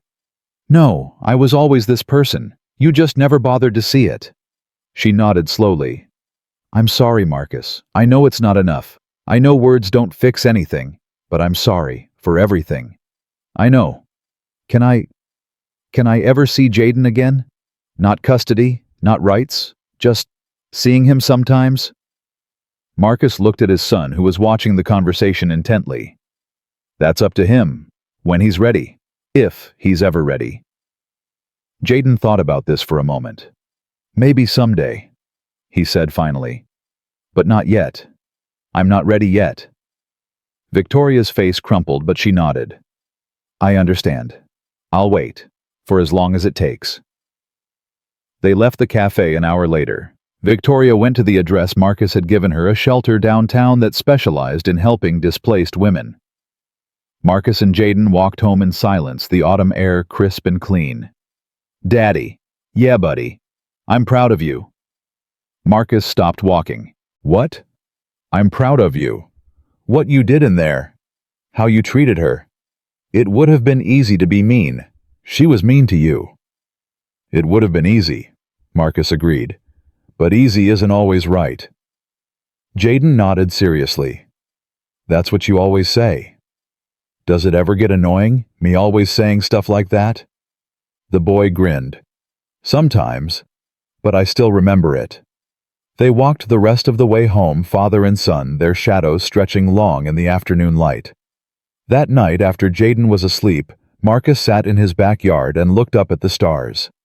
He thought about the journey that had brought him here, the cafe, the humiliation, the struggle, the music, the victory, and now, today, forgiveness. Not forgiveness for Victoria's sake, forgiveness for his own. Because he'd learned something in the past 3 years, something no amount of money or success could teach. The opposite of hate isn't love. The opposite of hate is freedom. And for the first time in his life, Marcus Thompson was truly free. 6 months passed since that afternoon in the cafe. The seasons changed, the world kept spinning, and Marcus Thompson kept building. Chen Thompson. Music productions had grown beyond anything he and David had imagined. 12 artists now. 3 Grammy nominations across the roster. A reputation that made major labels nervous and independent musicians hopeful. They'd moved out of David's cramped office and into a proper building downtown, nothing flashy, but solid and real. "You know what I realized the other day?" David said, leaning back in his chair during a late-night strategy session. "We started this company 4 years ago with nothing but a dream and a viral song. Now we're worth more than some of the labels that rejected you. We're not in this for the money. I know, but it's still nice to count it sometimes." Marcus smiled. "Fair enough." The phone on David's desk buzzed. His assistant's voice came through the speaker. "Mr. Chen, there's a call for Mr. Thompson. They say it's from the Recording Academy." David and Marcus exchanged glances. "Put it through." The voice on the other end was professional, measured, clearly accustomed to delivering life-changing news. "Mr. Thompson, I'm calling to inform you that you've been nominated for 4 Grammy Awards this year. Best Album, Best Song, Best Male Vocalist, and..." The voice paused for effect. "Record of the Year." Marcus sat very still. "Record of the Year." "Yes, sir, for Rise Again. The ceremony is in 2 months. Congratulations." When the call ended, David was already on his feet, pacing with excitement. 4 nominations. 4. Do you understand what this means? Nobody gets 4 nominations on their second album. Nobody from an independent label. This is David. Unprecedented. The major labels are going to lose their minds. The press is going to... David. What? Marcus was staring at his hands. "I need to call my son." David stopped pacing. He smiled. Yeah, you do." Jaden picked up on the second ring. "Hey, Daddy, how was work?" "It was good, buddy. Listen, I have some news." "Good news or bad news?" "Good news, really good news." "Did we get a dog?" Marcus laughed. The boy had been lobbying for a dog for months. "No, we didn't get a dog." "But, you know that music award show, the Grammys? The one with all the famous people?" "That's the one. Well, I got nominated. 4 times. There was silence on the other end. "Jaden. You there?" "Daddy." The boy's voice was hushed awed. "Does this mean you're famous for real now?" "I don't know about famous, but it means a lot of people are listening to the music." "The music you made for me." Marcus felt his eyes burn. "Yeah, buddy, the music I made for you." "I'm going to tell everyone at school tomorrow." "Can I tell everyone at school?" "You can tell whoever you want. This is the best day ever." Marcus smiled at the phone. "It really is, buddy. It really is." The Grammy ceremony was held in Los Angeles at the Crypto.com Arena. Marcus had never been to an event this large, this overwhelming. The red carpet stretched forever, lined with photographers shouting names and celebrities posing in gowns that cost more than his old apartment. He'd brought Jaden, of course. The boy was 11 now, dressed in his first real suit, looking equal parts excited and terrified. "Daddy, there's so many people." "I know, buddy. Just stay close." Is that Beyoncé?" "I think so. She's looking at us." "Just wave and smile, Jaden. Wave and smile." They made their way inside, finding their seats near the front. David sat on Marcus's other side, practically vibrating with nervous energy. 4 categories. 4 chances. Even if we don't win anything, this exposure alone. David. Right. Sorry. Breathing. The ceremony began. Marcus watched performance after performance, each one more elaborate than the last. Pyrotechnics and backup dancers and costume changes. Millions of dollars spent on spectacle. And he thought about his own performance scheduled for later in the evening. No pyrotechnics, no dancers. Just him, a guitar, and the song that had started everything. The first award came early, Best Male Vocalist. And the Grammy goes to... Marcus held his breath. Marcus Thompson. The arena erupted. Jaden jumped to his feet screaming. David was laughing and crying at the same time. Marcus walked to the stage in a daze. The trophy was heavier than he expected, solid gold catching the stage lights. He approached the microphone. I didn't prepare a speech. I didn't think... The audience laughed warmly. 4 years ago, I was working in an auto garage trying to keep my son fed. I'd given up on music, given up on myself, and then one night, I walked into a little club and sang a song I'd written in my darkest moments. Someone believed in me, and that belief changed everything. He looked at David in the audience. Thank you, David, for seeing something I couldn't see in myself. He looked at Jaden. And thank you, Jaden, my son, my reason. Everything I do, everything I've ever done has been for you. When the world told me I was nothing, you looked at me like I was a hero. I'm still trying to live up to that. He held up the Grammy. This isn't just mine. This belongs to every father out there working 2 jobs. Every single parent wondering if they're enough. Every person who's been told they don't matter. His voice grew stronger. You matter. Your dreams matter. And it's never too late to rise again. The applause was deafening. The night continued. Best song went to another artist, and Marcus applauded genuinely. Best album went to a pop superstar with a massive marketing budget. Then came the performance slot. The stage crew set up a simple arrangement, a single stool, a single microphone, a single spotlight. No flash, no spectacle. Marcus walked out holding his guitar. Not an expensive custom instrument, but the same beat-up acoustic he'd used at the Blue Note 5 years ago. He'd kept it, had it repaired and maintained, refused to replace it, no matter how much money he made.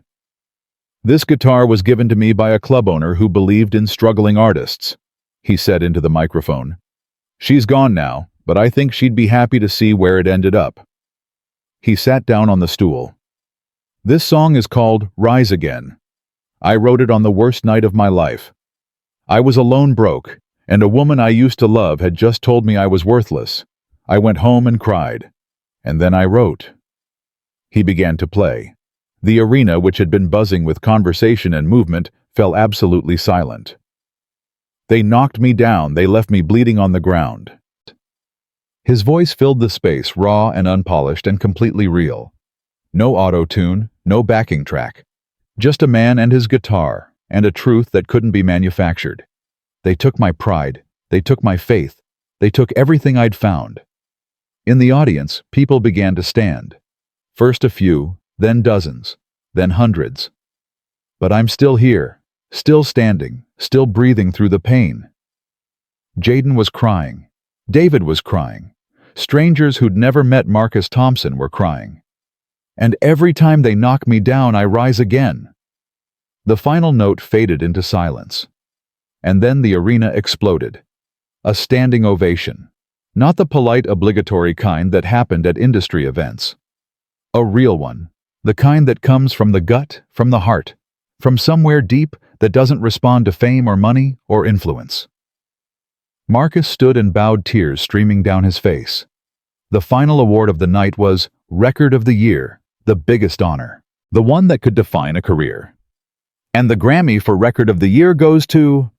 Marcus didn't breathe. Marcus Thompson, Rise Again.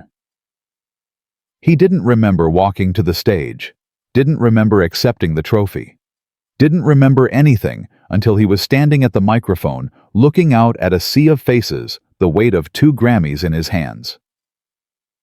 When I was a boy, he began. My mother used to tell me stories about my father. He left before I was born. Never met him. Never knew his name. And for a long time I was angry about that. Angry at him for leaving. Angry at the world for making it so hard. He paused. But then, I became a father myself. And I understood something. Being a father isn't about blood. It's about showing up. Every day. even when it's hard. Especially when it's hard. He looked at Jaden. Son, come up here. Jaden's eyes went wide. Me? You. Come on. The boy made his way to the stage, climbing the stairs carefully, his suit a little too big and his eyes a little too bright. Marcus put his arm around him. This is my son Jaden. He's 11 years old. He's never known his mother. He's grown up in apartments with leaky roofs and schools where the books were falling apart. He's worn hand-me-down clothes and eaten more peanut butter sandwiches than any kid should have to. Jaden laughed nervously. But he's never complained. Never asked for more than we had. Never stopped believing in his father even when his father stopped believing in himself. Marcus turned to face his son directly. Jaden, I want you to know something. These awards, this career, this life we have now, none of it means anything compared to you. You are my greatest achievement. You are my greatest song. And everything I am, everything I've become, is because you gave me a reason to keep fighting. Jaden hugged his father on stage in front of millions of viewers, and neither of them cared about the cameras, or the celebrities, or the spectacle of it all. They were just a father and son holding on to each other. Marcus spoke into the microphone one last time. To everyone watching at home, every single parent, every struggling artist, every person who's been told they're not enough, I want you to know something.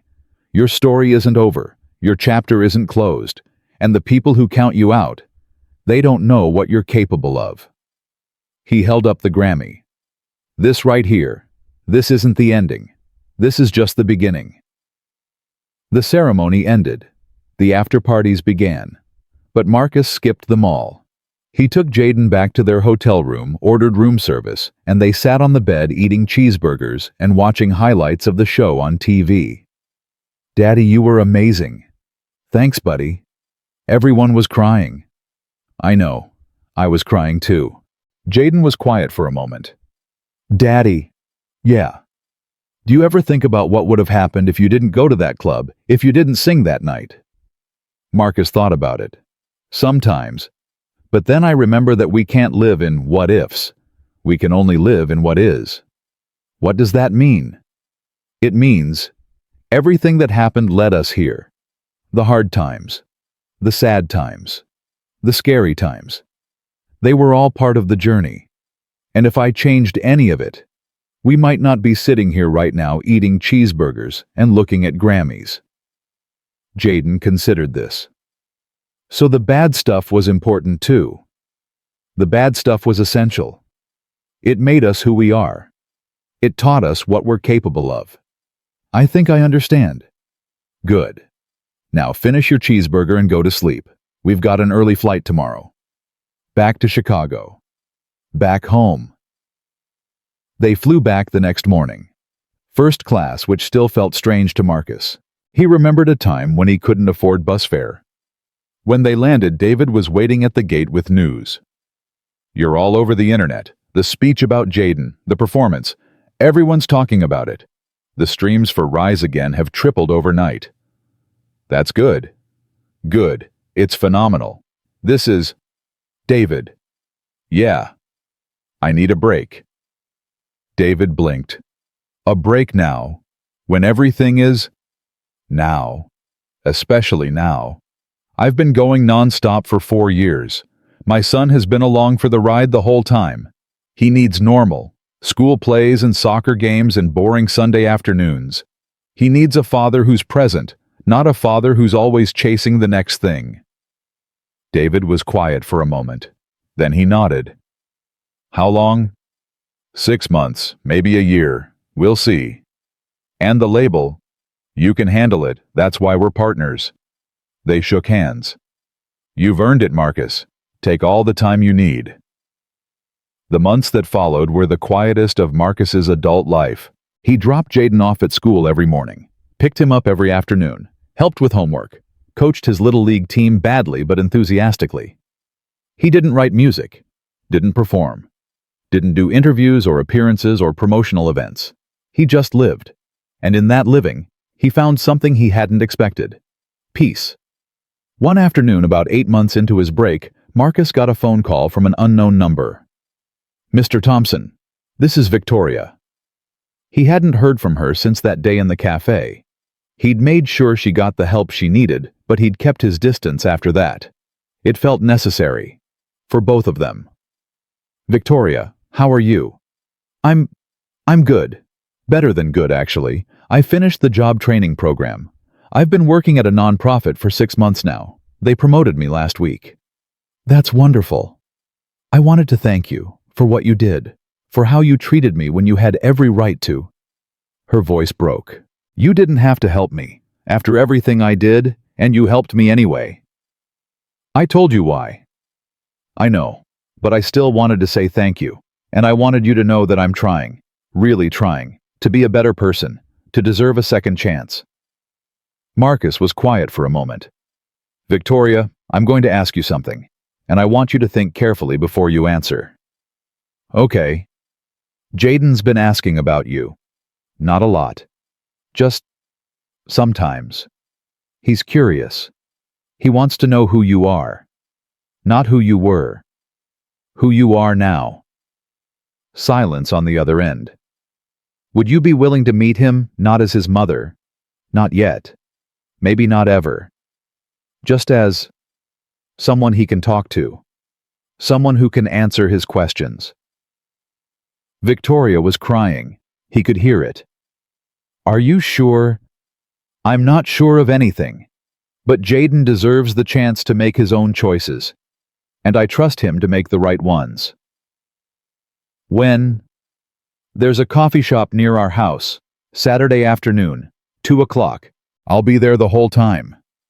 I'll be there, I promise. Saturday came. Marcus and Jaden arrived early. The boy was nervous, fidgeting with his jacket zipper. Daddy, what if she's mean again? She won't be. How do you know? Because people can change, buddy, really change, and she's been working hard to become someone different. But what if I don't like her? Then you don't have to see her again. This is your choice. It always will be. Victoria arrived exactly at 2. She looked different, healthier, calmer, more present. She was dressed simply, no designer labels, no expensive jewelry. Just a woman trying to start over. She sat down across from Jaden. Hi. Hi. They looked at each other for a long moment. You look like your father, Victoria said softly. You have his eyes. Everyone says that. It's a compliment. Your father has kind eyes. Jaden didn't respond to that directly. Why did you leave? The question hung in the air. Victoria didn't flinch. Because I was scared and selfish, and I thought I wanted things that I didn't really want. Like what? Like money and status and a life that looked good from the outside. She paused. But it was empty. All of it. And by the time I realized that I'd already lost the things that really mattered. Like me. Victoria's eyes filled with tears. Yes. Like you. Like your father. Like the family I could have had. Jaden was quiet for a long time. Marcus watched, ready to intervene, but letting his son lead. Finally, the boy spoke. I'm not ready to forgive you. Victoria nodded. I understand. But I'm not ready to hate you either. I don't want to carry that around. That's wise. Wiser than I was at your age. My daddy says that holding on to anger is like drinking poison and expecting someone else to get sick. Victoria glanced at Marcus, a ghost of a smile on her face. Your daddy is a smart man. I know. They talked for another hour, not about deep things, about school and hobbies and favorite movies, normal things, getting to know you things. When it was time to leave, Jaden stood up first. Maybe we can do this again sometime. Victoria's face lit up with hope. I'd like that. Don't be late next time. I won't, I promise. They left the coffee shop, father and son walking home in the afternoon light. Daddy? Yeah, buddy? I think she's trying. For real. I think so too. Does that mean I have to love her? No. Love isn't something anyone can tell you to feel. It happens when it happens. And if it never happens, that's okay too. Jaden nodded. I think I understand. Good, because I barely understand it myself. The boy laughed, and the sound was the best music Marcus had ever heard. 1 year later, Marcus returned to the studio, but not to record an album, not to chase another Grammy. He'd had an idea during his break, something that had been growing slowly, taking shape in the quiet moments. A foundation. For single parents and their children. Music education, job training, housing assistance, and something he called story sessions, workshops where struggling parents could share their experiences and find community with others who understood. He called it Rise Again Foundation. The launch event was held at the Blue Note, where everything had started. The room was packed with donors and journalists and artists from the label. But Marcus only had eyes for two people. Jaden, now 12, sat in the front row, and beside him, Victoria, not as family, but as one of the foundation's first volunteer counselors. Marcus took the stage. 5 years ago, I walked into this room with nothing. No money, no prospects, no hope. I sang a song that I thought no one would hear, and somehow, impossibly, people heard it. He looked at the faces watching him. But this isn't a story about music. It's a story about resilience, about the power of love to transform pain into purpose, about the truth that none of us rises alone. He gestured to the foundation's logo behind him. Rise Again isn't about me. It's about every parent who's ever wondered if they're enough, every child who's ever believed in someone when the world didn't, every person who's been knocked down and found the strength to stand back up. He smiled. This is just the beginning, and I can't wait to see what we build together. The applause was warm, genuine, full of hope. After the event, Jaden found his father alone on the stage, looking out at the empty room. Daddy. Yeah, buddy.